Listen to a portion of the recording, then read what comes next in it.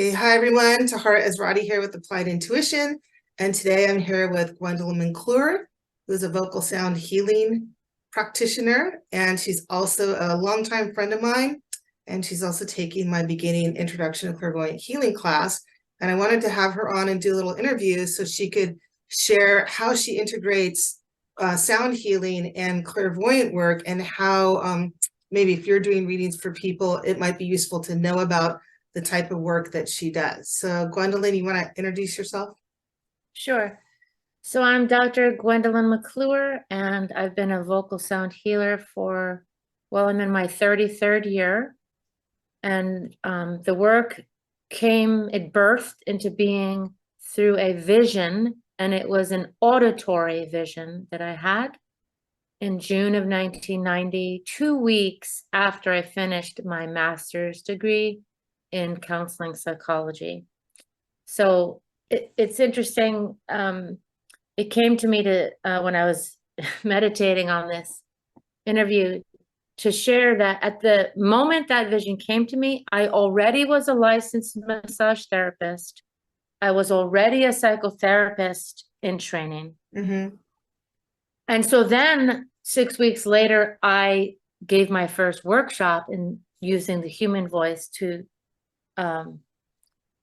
bring healing and transformation of consciousness. So then for many years, I had 3 different practices in my life: a massage therapist, a psychotherapist, and a vocal sound healer. Eventually, everything else fell by the wayside. A year and a few months after I started doing workshops and private sessions using the human voice to bring healing, I entered a PhD program in clinical psychology in order to write my doctoral dissertation on what I was doing. Because honestly, I was operating from pure intuition, and I didn't know why I was effective, and I wanted to know why. And I also felt like I wanted to protect and guard the work I was doing because I didn't know anyone else who was doing what I was doing. Mm-hmm. And it seemed in 1990, sound healing was not a household word. Vocal sound healing was like unheard of. I'd never heard of it. Well, in the dissertation process, you have to go through the entire body of literature, and so I did find other people in the world that were doing vocal sound healing. Anyway, I ended up writing my dissertation on that, and it turned into an extremely deep study of looking at cultural anthropology and indigenous peoples worldwide that have always used the human voice. That's interesting. With singing and just pure sounding in a one-on-one, like a shaman, a medicine woman with one person, and also the group ceremony, using vocal sound to, in a sense, a journey, right? Mm-hmm. Journey, go beyond the surface level of whatever might be going, like a problem someone might bring to you. In a group ceremony, it would be going beyond our maybe defenses. Say it's a memorial service. There's this one culture called the Dagara people in Northwest Africa, which is the area of Burkina Faso. And they talk about, they use people singing to pierce the hearts of everyone in the community, to acknowledge their grief of whoever they've lost, but it also enters into this well of grief for your journey, for your whole life's journey. And well, that's interesting. So can you describe the exact work that you do, how you use the voice? And I know that just because we're friends, I know that you grew up singing too. So, and did that have an effect on your discovery or your realizing this was a powerful healing tool? So I guess describe what you do, and then if singing, factored into it growing up, you can let us know about that too. Right. So what's interesting, I was talking about doing the dissertation. Well, in that process, I had to define what is vocal sound healing. Right. And so what I came up with was, that's remained to this day, vocal sound healing is the both passive and active use of the human voice for healing and transformation of consciousness. So the passive is when either I, as the practitioner, am making sound or singing, and then the individual or the group that I'm with is passively hearing, absorbing the sounds, the songs, and being positively affected by that. The active use is when, whether I'm with one client, doing a session, or a group, a retreat, whatever it is I'm doing, I facilitate people to open up their own voice. Mm-hmm. And I'm particularly good at helping people clear the blocks and to recognize the relationship between the literal voice and the metaphorical soul's voice. So in a session or when I'm working with a group, it kind of depends on how much time I have and what the context is and who I'm working with, right? I might be working with someone individually who's not yet ready to use their voice, to activate their own voice. So I'm going to be more the one doing the vocal sound healing. I listen to their quote unquote presenting problem, and then I follow my intuition as to what is supposed to happen. So would you say you help people find their authentic voice and connect them to their authentic, because I know that people's life force energy, people's spirit has a certain resonance to it. And that's part of how I can tell. I'm like also very clairaudient, how I can tell both with myself when I hear myself speak and also when I hear other people speak, if they're like speaking the truth and if they're being authentic as they're speaking. There's a certain quality and tone of tonality in the voice. And we have that term like, oh, that rings true, right? So sounds really important. And I also know just from doing lots of readings with people, and when someone has their throat chakra clogged up, sometimes that'll unclog, we can unclog that, and then their voice changes and you can hear a qualitative difference. And I even know for myself, as you know, I suffered this brain injury about a number of years ago. And during that time where I really couldn't get my spirit into my body, my voice sounded hollow to me. It didn't sound like my voice. And as I started recovering, I started being able to recognize my voice again. And other people even commented like, oh, you sound more like yourself. So that tonality quality, that's what I'm thinking. So with my students, if they're reading someone and someone's having trouble like owning their throat chakra, having trouble accessing their spirit vocally, would that be a good person to maybe refer you to? Yes, one of my specialties is to, in a sense, journey to the root of the block of someone's authentic voice. Because typically there's been some kind of trauma or issue or situation in a relationship or whatever it is that led to the shutting down, the closing. I call it the portal. The voice is a portal for expression, right? The hands, but also the voice. You can express the depth, the truth of your soul. So when there has been a trauma or a series of traumas, there can be layers that need to be worked through. What I like to do though, and this is what happened when I got my PhD, I learned certain skill sets of diving into the imaginal world. So to find, because the unconscious is where the root of a trauma usually is, right? So the unconscious, as in your dreams at night, works in symbols when you're awake and you're working with a practitioner like me who can take you to your unconscious while you're awake. It works in symbols, imagery, sensation, things that you hear. Anyway, I get to the root and help a person reclaim that, in a sense, wounded self, and yeah, return to the authentic voice. Okay, well, that's super important for people. One of the other things I found fascinating, since you're in my introduction to clairvoyant healing class, and part of what we do in that class is introduce a lot of different energies, both universal energies and people's life force energy, and then we use color. We learn to use color for healing, and so one of the things that's been fun for me is with Gwendolyn in my class. There is I'm calling out different colors for people to run, and colors just frequency. Gwendolyn will get a sound or tone matching a particular color. And so that's been kind of fun and interesting to see that. Do you want to speak to that and kind of how that works for you? Sure, yeah. One of the excitements I have about being a vocal sound healer is that the energy of the human voice transcends third density, I guess.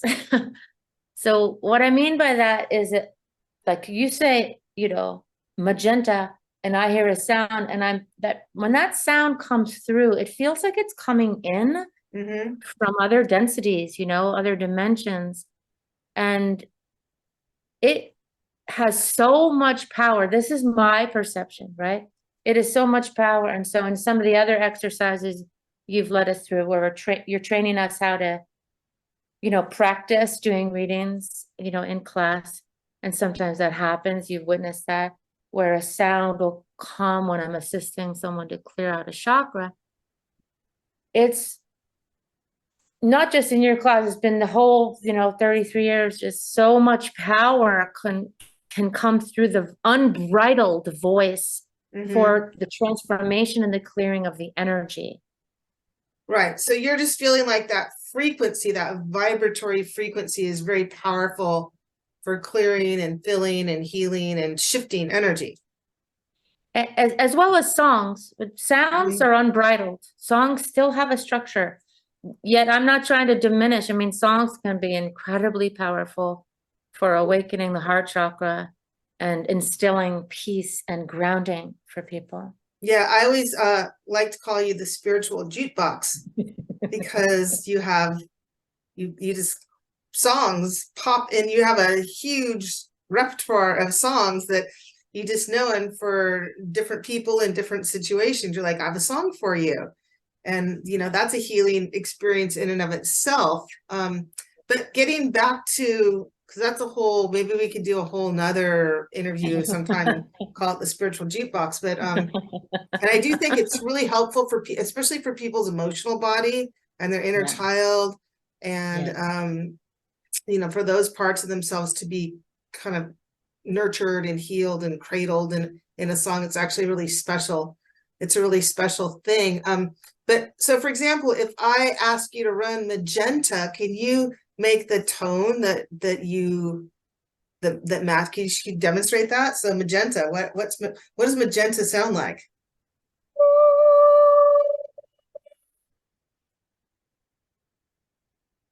Oh, it's not really coming through on the mic. It didn't really come through. Yes, why? Because it's so high? No. Why? It can't be captured by the Zoom microphone. It always happens. Really? Yeah. Well, let's see. What about the rosy gold, the universal cellular? Can we try that?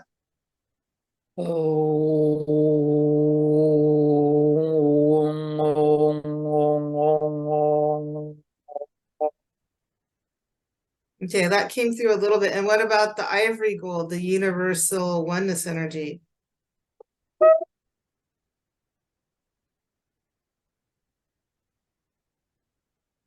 It's so funny. It's not coming through.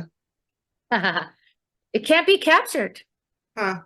I remember one time many years ago, I think you maybe were giving me a massage and my foot, I think I'd broken my foot in a car accident, and you took like a Kleenex and put it over, and it was the top of my foot. You put it over the top of my foot and you toned into my foot, and I could feel the vibration, but it wasn't like the actual, it's hard to describe, but it was like this you know, and someone has a glass and they like, you know, that whole commercial of like singing and the glass breaks, is more like that. Like it was vibrating the molecules or the atoms in my Yes. body and helping it, which is what I think the universal cellular healing energy does. That frequency actually vibrates things faster and it kind of speeds up the healing process. So anyway, it's kind of fascinating, you know, how tone and color can kind of go back and forth. And some people are super clairaudient and they hear tone. Some people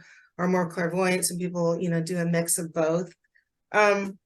So, And if you ask me tomorrow what magenta would sound like, it could very well be different. I'm just in the moment tuning in, yeah. and that's what's coming through. And so if you were working with someone, you might just like, what's a frequency that's going to help them? And you might just get a certain tone. And would you maybe see color with that, or would it just be sound? Oh, first of all, I just want to say I never ask the question. It always just comes. Okay. It's always been that way for me. Someone else who's maybe beginning to employ vocal sound into their practice, that question might assist them, you know, to dive off the diving board into the pool, you know, of self-permission to trust themselves to make a healing sound. Yeah. Me, it just happens. I guess the reason I ask that is because when I'm teaching people to read, that's one of the questions. Like sometimes they'll see something and then not know what to do. So the question is like, ask what's a good healing color to bring in, or what's a good healing frequency to bring in. And actually, sometimes when you ask that, you know, what can help this or what can heal this situation, it may be a color, it may be a tone, it may be something like the scent of lavender. We had that come up in one of our readings. It could be a flower essence, it could be a crystal, it could be eat more broccoli, it could be all kinds of things. Like what can facilitate healing this particular you know, situation that you're looking at. But I just know that sound is super powerful. And you know, isn't there a reason why what the world was created with sound, or Right. Yeah. something like that? Yeah. So Gwendolyn, we already kind of covered a lot of the things I wanted to talk about. Is there anything else you want to share, and make sure you tell people how they can get in touch with you and find out, you know, what events you have coming up? And I know you do workshops and sessions. So anything else you want to share, and then how can people get in touch with you? Did you want me to answer the question about my childhood and singing, or? Oh, No? sure. Yeah. Tell us about that too. So I think it's from Kenya. There's a saying, if you can walk, you can dance. If you can talk, you can sing. Mm-hmm. Could be a different tribe in Africa. Zulu. Oh, sorry, I don't remember right now. When I was raised, I was the fourth of four children with both parents as singers. And so all three of my older sisters were singing when I learned how to speak. They were already all singing. So when I learned how to talk, I learned how to sing. No, there was no self-consciousness ever. And I kind of realized later my mom was my first voice teacher, because if I didn't hit a note right, she'd be like, hello, no, that's not. But it was always with love, you know? It was never like these horror stories I can hear from clients. You know, my choir director told me to lip sync the words, you know? Right. That's a trauma. Right. I don't want to hear you, right? Is what they heard. So that's a shutdown. Anyway, so I was singing a lot, and it was always fun and loving. And then we were always required to play an instrument all year from first grade to 12th grade. And so from the summer of 7th grade till like the end of the summer, senior year in high school, I studied weekly, even including summers, with a Juilliard graduate, which I wanted to do. And so it's always been a lot of joy for me with singing. And now you can read all these studies about how the brain is affected, you know, the positively affected. Did you hear that story about the monks, the the monks somewhere in Europe, the head of their monastery told them, you know, it's been hundreds of years we've all been singing all these chants. We don't need to do that anymore. So they were like ordered to not sing, and they all went into a depression. Huh. Wow. And so finally they had someone as a consultant come in to figure out what was going on. Why were they depressed? And he figured it out. He said they're depressed because you took away their singing. They like to do that. That's amazing. Well, that's so they all went back to singing, and their depression was lifted. You know, that's part of their purpose in life, and that's part of, like, yeah, like if you're a monk, you know, what are you doing? I mean, you're part of what you do is you're sending that energy out in the world, like the Tibetan monks do that too. The chanting, the singing, it's like, it's frequency, it's healing frequency that's being sent out. So yeah, telling them not to sing, that was a bad idea. And I'll take it a step further and say that every single human being is designed to make sound and sing beyond speech. Yeah. And that we have an innate capacity to use our voice for our own healing and even other, you know, other people's healing. It's within us. Yeah. So in terms of people finding me, my website is vocalsoundhealer.com. Okay, and I'll put that in the notes below too. And then my email is Gwendolyn@vocalsoundhealer.com. Okay. And yeah, I do retreats and online retreats and live retreats and private sessions and voice lessons and ongoing like class series. I have this one series I call Fall in Love with Singing. Mm-hmm. It's a vocal sound healing journey course, though. I'm always dipping between the literal and the metaphorical in all the work I do, sessions, groups, retreats, the literal sounding, because when we literally release our vocal sounds, it emboldens our creative force from the level of the soul, because this is just the correlation that I've made. Mm-hmm. When we make the literal sounds in the context of healing, it frees up your creative energies. And this kind of is in alignment with the whole Ayurveda and then the whole energies, all the 7 energy centers, that the 5th is that of creativity. Right. So people have come to me for writing blocks. Oh, that's interesting. Professional writers have come to me. That makes sense. And then they get over their writing block. Yeah, that totally makes sense. You're helping them unblock their 5th chakra. Yeah. Yeah, totally. Right. Well, it's been a pleasure speaking with you as always. Any last words you want to share with us? I love you all. Love you too, Gwendolyn. And I'll link Gwendolyn's website and her contact info below. And she does different retreats and classes and sessions and sometimes even abroad traveling.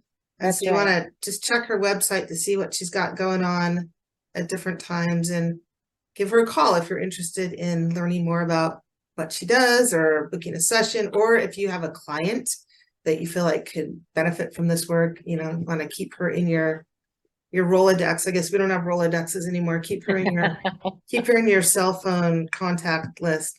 Okay. Well, thanks, Gwendolyn. Have a great day. Okay. You're welcome. Talk to you soon. Okay. Bye. Bye.